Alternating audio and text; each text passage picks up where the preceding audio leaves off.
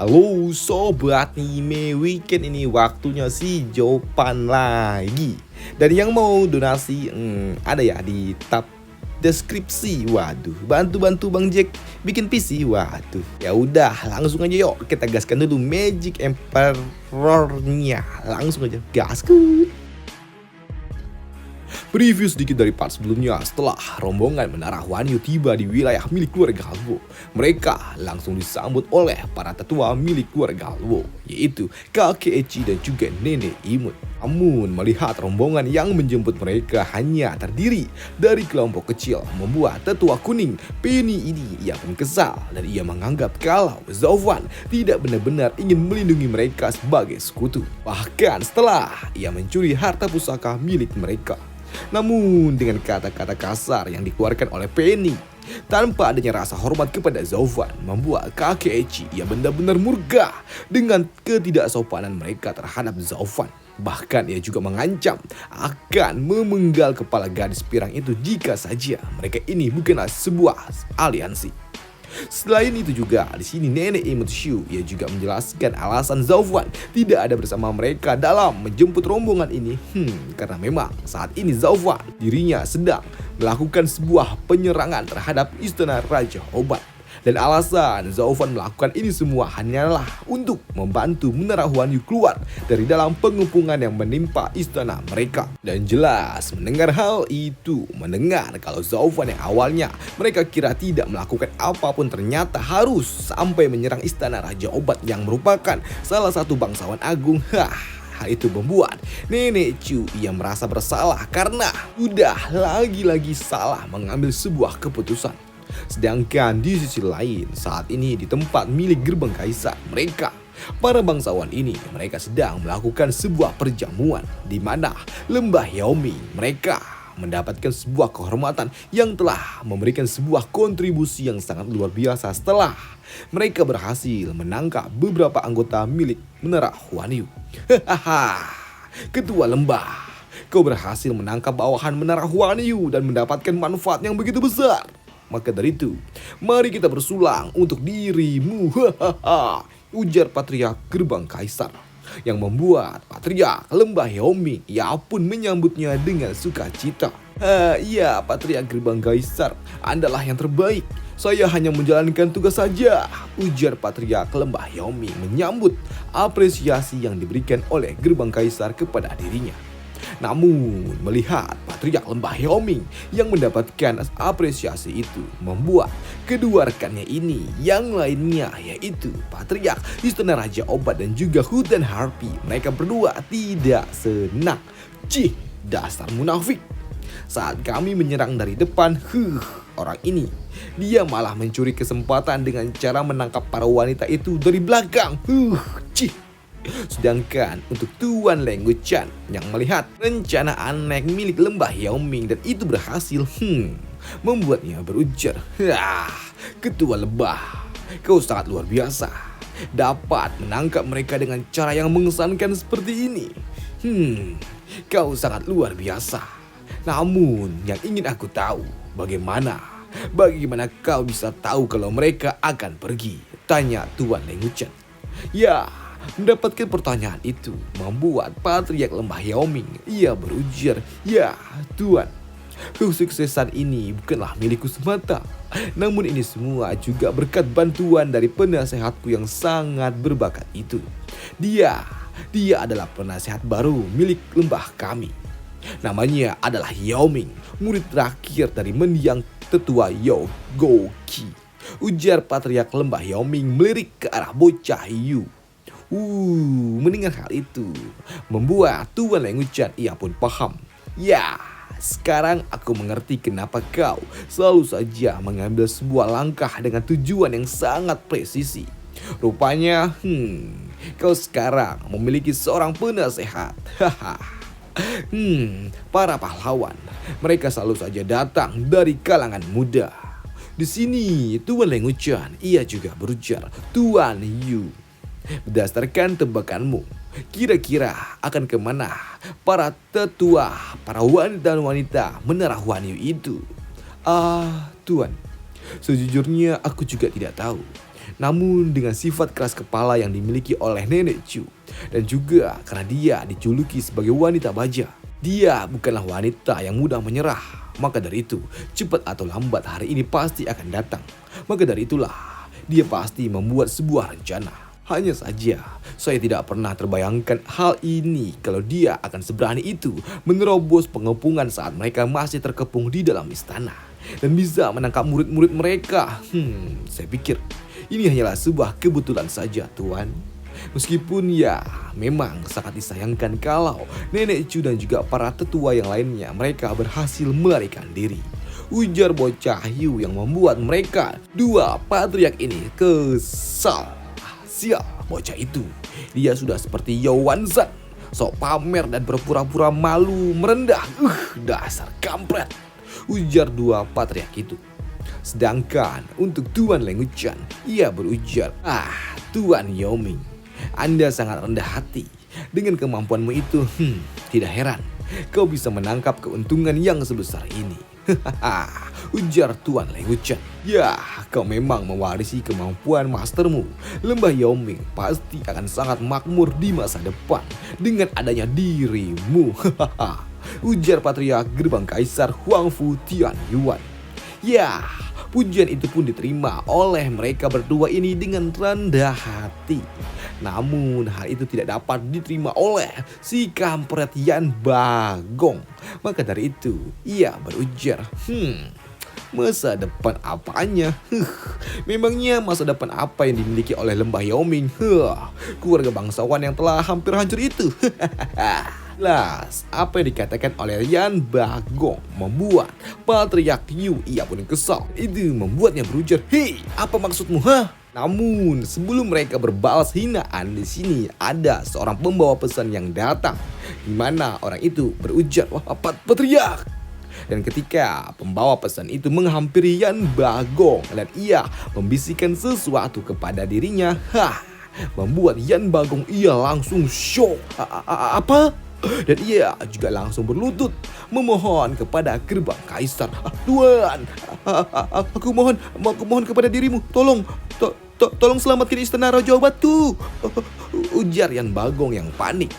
Melihat Yan Bagong yang seperti itu jelas membuat mereka bingung dengan apa maksudnya itu. Hei, apa yang sebenarnya terjadi, Patriark? Berdirilah dulu. Tuan, Zaufan saat ini dia sedang menghancurkan istana Raja Obatku. Kalau begini warisan keluarga aku akan hancur. Istana Raja Obatku akan berubah menjadi debu. Tuan, tolong kirimkan bantuan. Apa? Hei, mendengar hal itu jelas membuat mereka semua syok. Karena di sini para bangsawan lainnya mereka tidak menduga kalau ternyata Zaufan dia akan menyerang bangsawan lainnya setelah ia menyerang Lembah Yao Ming. Namun untuk Patriark Gerbang Kaisar dan juga Tuan Lenguchan, mereka hanya dapat tersenyum saja karena mereka sudah tahu hal ini akan terjadi cepat atau lambat. Sedangkan untuk Patriark Lembah Yao Ming, ia hanya tertawa saja. Karma sudah berbicara. Namun untuk Patriark Istana Raja Obat yang tahu kehancuran keluarga bangsawannya ada di depan mata, membuatnya terus memohon untuk Gerbang Kaisar membantu mereka mengirimkan pasukannya ke wilayah miliknya. Tuan, kau harus membantuku, Tuan. Seisi Istana Raja Obatku akan selamanya bersyukur kepadamu jika kau membantu kami. Ujar Yan Bagong yang telah mulai frustasi. Namun untuk Tuan Lenguchan, sang ahli siasat milik Gerbang Kaisar, ia hanya berujar, Zaufan, dia terlalu keji dan juga jelas dia sangatlah berbahaya. Oleh karena itu, maju tanpa adanya rencana hanya akan menyeret kita ke dalam malapetaka, terjebak karena taktik liciknya. Dan berdasarkan pengalamanku bertaruh dengan dirinya, maka dari itu kita harus menyerang sekutunya dan itu akan memaksanya pergi dari wilayahmu.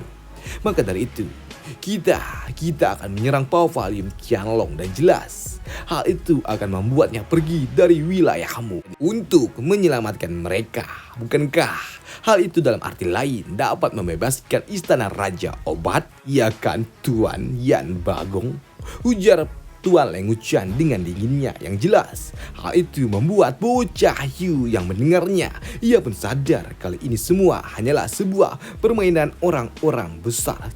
Cih, ini adalah rencana jahat yang terang-terangan yang telah diberikan oleh Gerbang Kaisar. Masing-masing pihak mereka memiliki rencananya sendiri untuk bertindak sebagai koordinator. Dan untuk keluarga bangsawan lainnya, mereka semua hanyalah sebuah pion yang dapat dimainkan seenaknya. Mau itu sekutu ataupun musuh, kalian semua hanyalah akan berakhir sebagai pion bagi mereka, para ahli siasat. Zhuge Changfeng, Zhao Fan dan juga Leng Wuchen serta Kaisar. Kalian semua hanyalah bidak bagi mereka. Pikir bocah Hugh yang paham kalau selama ini mereka semua telah ada di dalam genggaman para iblis-iblis ahli strategi itu. Sedangkan di sisi lain, beberapa hari kemudian, Zhao Fan, ia pun muncul.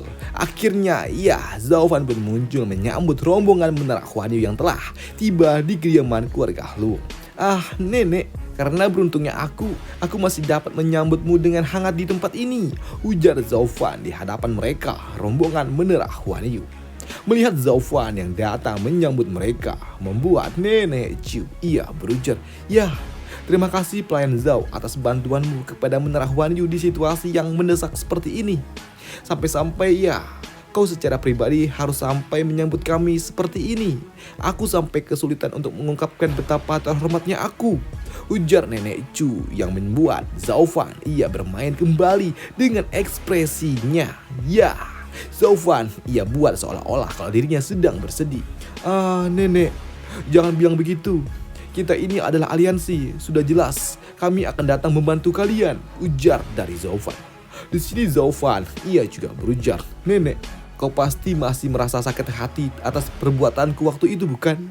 Semua ini salahku karena aku telah mengkhianati kepercayaanmu dan membuat nenek menjadi menderita. Maafkan aku, Nek, ujar dari Zhao Fan yang membuat Nenek Chu ia merasa enggak enak hati. Karena awalnya aku curiga kepadanya, pikir Nenek Chu. Namun di sini tetua pirang yang memang terkenal frontal ia berujar, Zhao Fan, kenapa kau mencuri harta pusaka kami? Ujar dari tetua pirang yang membuat Nenek Chu ia pun panik. Pini, diam.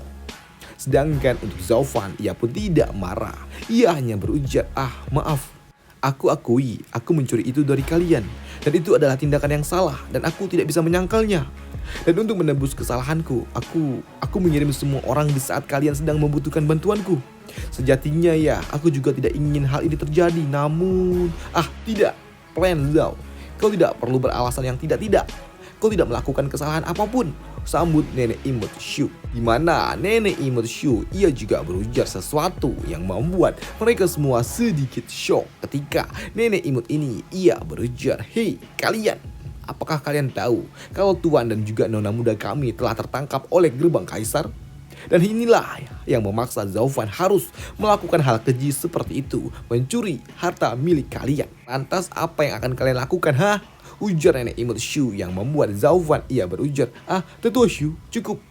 Kau sudah kelewatan, ujar dari Zhao Fan yang berpura-pura.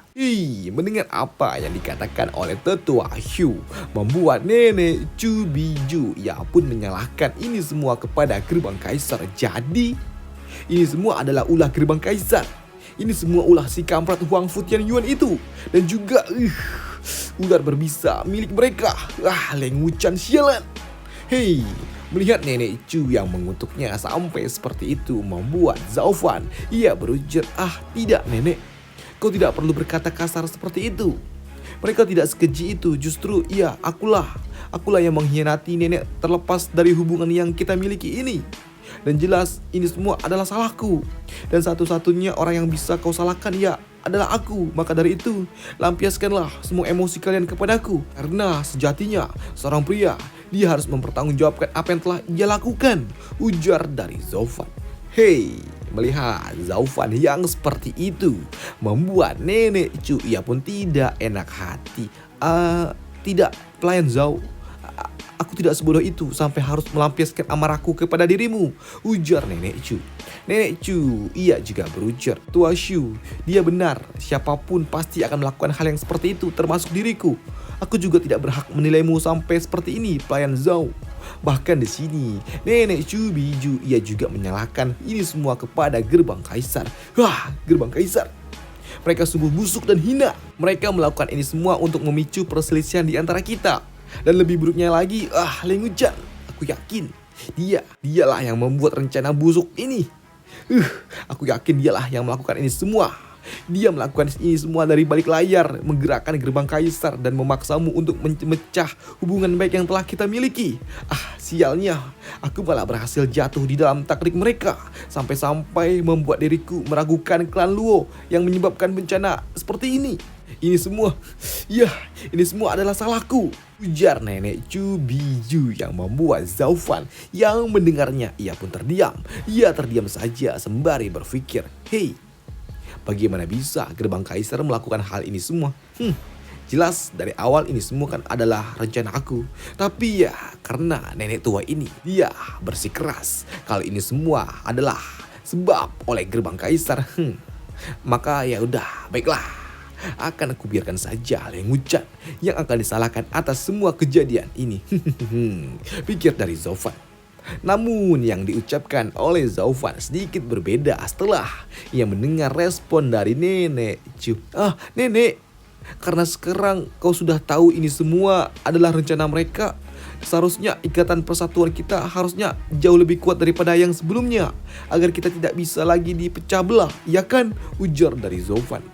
Ya, Pelayan Zhao, kau benar. Saat ini Menara Huan Yu sedang dalam masa-masa sulit, dan kami akan melakukan segala hal. Kami akan melakukan apapun yang kau minta demi dapat membalaskan dendam kami untuk membangun ulang kembali Menara Huan Yu, ujar Nenek Chu. Ya, Nenek Chu, kau menghormatiku dengan rasa tanggung jawab yang begitu dalam. Maka dari itu, ya, aku tidak akan pernah mengecewakanmu lagi, sambut dari Zhao Fan. Di sini Zhao Fan, ia juga berujar, Nenek, aku melihatmu saat ini telah teracuni dengan teknik racun 7 warna itu. Dan sebaiknya ya, kau istirahatlah dulu. Dan aku akan mengirimkan seseorang untuk menyiapkan penawarnya, ujar dari Zhao Fan. Dan setelahnya, kini rombongan Menara Huan Yu mereka pun memasuki kota milik keluarga Luo. Dan melihat mereka semua memasuki area kota, di sini Nenek Imut Shu, ia berujar, hei, Pelayan Zhao, jujur, kau itu memang sangatlah licik. Pandai sekali kau mengubah alasan menjadi sebuah akting tingkat tinggi. Padahal kita bisa saja memberitahukan mereka sejak awal invasi tentang pencurian harta pusaka mereka. Namun kenapa harus diperlama hingga saat ini baru kau katakan? Tanya Nenek Imut. Pula telingaku ini rasanya mau meledak mendengar si kampret pirang itu ngomel terus, ujar Nenek Imut ini. Waduh, ya, Tetua Shu, apakah kau tahu perbedaan take and give? Karena sejatinya saat seseorang memberikan sesuatu, tidak akan banyak nilai yang dapat diberikan. Dan jika selalu saja menggunakan alasan yang sama dari awal, maka mereka tetap tidak akan percaya kepada diriku. Karena hanya melalui pertanyaan yang konstan saja memaksaku untuk mengatakannya, dan barulah mereka akan menganggapnya kalau ini adalah sebuah kebenaran. Saat ini Menara Huan Yu mereka sedang kacau, dan uluran tanganku akan menjadi sebuah pertolongan yang besar bagi mereka. Karena kini seluruh keraguan mereka telah hilang. Mereka saat ini jelas akan lebih percaya kepada diriku. Dan ini akan mempengaruhi mereka juga, keluarga-keluarga bangsawan lainnya yang akan bergabung dengan kita nanti. Karena sejatinya aku akan membuat sebuah pembaruan untuk 3 bangsawan agung ini, membangun ulang dasar pondasi mereka. Ya, Tetua Shu, saat ini gerbang kaisar mereka pasti akan mengincar Pavilion Qianlong dan juga Mansion Jianhou. Maka dari itu, kirimkanlah pesan kepada mereka dan desaklah mereka untuk segera pergi dari kediaman mereka, dan seluruh mereka untuk segera datang ke keluarga Luo untuk segera melakukan evakuasi. Dan hal ini akan membuat pada akhirnya kitalah yang dapat mereka andalkan untuk dapat bertahan. Hihihi, ujar Zaufan yang membuat nenek Shu ia berujar, baiklah pelayan Zhao. Namun ngomong-ngomong, aku sudah lupa berapa umurmu pelayan Zhao, karena kau ini semakin lama semakin licik seperti rubah tua. Cih, namun ya, kau itu sangatlah keji dan juga licik. Namun di saat yang sama pula, masih ada 3 keluarga bangsawan agung yang malah terharu karena kemurahan hatimu. Aduh. Ya, karena memang mau bagaimanapun bukan akulah yang menghancurkan keluarga mereka, tapi ya memang ini terjadi karena memang sedikit campur tanganku. Karena sejatinya badai besar yang akan menimpa mereka memang akan terjadi, dan satu-satu hal yang dapat aku lakukan adalah memblokir badai itu. Oh iya, Tetua Shu, sebentar lagi mereka semua akan tahu tentang apa yang aku lakukan ini. Ini semua aku lakukan demi kebaikan mereka sendiri. Dan aku ya memang ingin membuat mereka saling terhubung satu sama lain dan juga membangkitkan mereka kembali setelah mereka hancur. Hanya saja selain diriku, ada juga pihak lainnya yang ingin mereka hancur, ujar dari Zaufan. Hei, mendengar semua apa yang dikatakan oleh Zaufan membuat nenek imut Shu ia berujar di dalam hati. Jadi maksudnya kau ingin mereka berterima kasih kepada orang yang telah menghancurkan harta pusaka ribuan tahun mereka? Pelayan Zhao, kau itu adalah orang yang busuk, penipu dan berpura-pura sebagai malaikat penolong. Cih, dasar, menjijikkan. Sungguh iblis kampret, pikir nenek imut Shu. Sedangkan untuk Zaufan, ia juga bertanya tentang misi yang telah ia berikan kepada Tetua Qiu, si kakek Eci, dan itu membuatnya bertanya, nenek Shu, bagaimana situasi di sisi Tetua Qiu? Ya, semua sesuai dengan rencanamu, ujar nenek imut. Doi juga berujar, setelah menjemput murid-murid dari Menara Huan Yu, aku mengawal mereka sampai ke tempat ini. Sementara Pak Tua itu saat ini ia sedang menunggu gerbang kaisar mengosongkan kota mereka sebelum menghancurkan ibu kota gerbang kaisar dan menjarah makam para leluhur mereka dan membawanya kepada dirimu. Ya, bagus sekali. Sambut dari Zaufan. Dan kini Zaufan ia pun akan pergi. Sebelum ia pergi, ia juga berujar saat ini Tetua Li dan juga Yan Song saat ini mereka sedang mengurus istana Raja Oba, dan tunggulah Tetua Qiu kembali. Setelah itu kalian berdua bisa mengurus hutan Harpy. Hancurkan tempat mereka. Ujar dari Zaufan. Setelahnya Zaufan ia pun pergi menuju goa pasukan yang ada di hutan Gunung Black Wind. Tempat ini Zaufan ia pun pergi menuju gua yang telah disiapkan jauh-jauh hari, di mana Zaufan ia berujar, ya akhirnya gua ini selesai juga. Gua yang sebelumnya sempat menarik perhatian banyak pihak. Nah, di dalam gua itu terdapat ribuan lubang di dalamnya yang sudah disusun berdasarkan arahan dari Zaufan. Yang di dalam lubang tersebut terdapat mayat para pasukan. Ya, sekitar 10 tahun lalu aku meminta kepada Kapten Pang untuk melatih dirimu. Namun sayangnya kau harus gagal dan menjadi lumpuh. Maka dari itu, aku meminta kepada Nona Lei untuk mengajarimu teknik pernapasan Mirai. Namun sayangnya, dia malah memanggilku sebagai monster yang sangat kejam karena tahu apa yang akan aku lakukan. Namun, aku percaya membiarkanmu hidup dalam kelumpuhan adalah hal yang paling kejam. Oleh karena itulah, aku bilang kepadanya, sekalipun kau menjalani kehidupan yang lebih buruk daripada kematian, kau masih saja akan tetap berguna untuk diriku. Dan kini saatnya telah tiba dan kalian memang tidak akan menjadi yang terkuat. Namun kalian tetap akan mencapai kekuatan puncak berdasarkan bakat yang kalian miliki. Dan kalian semua akan membuat kaisar akan menyaksikan bahwa kalian bukanlah orang-orang lumpuh yang tidak berguna, tapi kalian semua adalah para pejuang yang sangat hebat, ujar Zaufan kepada para patung-patung itu. Bahkan kini patung-patung itu mereka bercahaya seolah-olah sedang berkomunikasi dengan Zaufan. Karena di sini Zaufan ia berujar, ya ada apa dengan pertanyaan itu? Apakah aku bisa bergerak? Ya lebih dari itu kalian bisa lakukan. Lebih dari apa yang kalian impikan. karena kalian akan menjadi penjaga terkuat di keluarga Luo, akan menjadi kebanggaan dan juga kehormatan bagi keluarga Luo.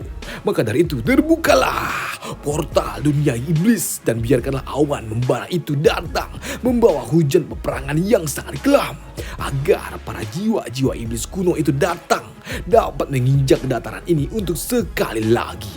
Maka dari itu datanglah Zovan ia pun membuka sebuah portal dimensi dunia lain yang akan membuat keluarga Luo menjadi keluarga yang tidak akan terkalahkan di Tianyu ini. Kaisar tua, saat ini aku khawatir kalau kau tidak akan bisa lagi duduk di singgasanamu lebih lama lagi. Ujar dari Zovan, dan selesai alur cerita dari Magic Emperor minggu ini, dan sampai jumpa minggu depan untuk Magic Emperor, dan sampai jumpa. Bye, thank you. Lapar aing belum makan.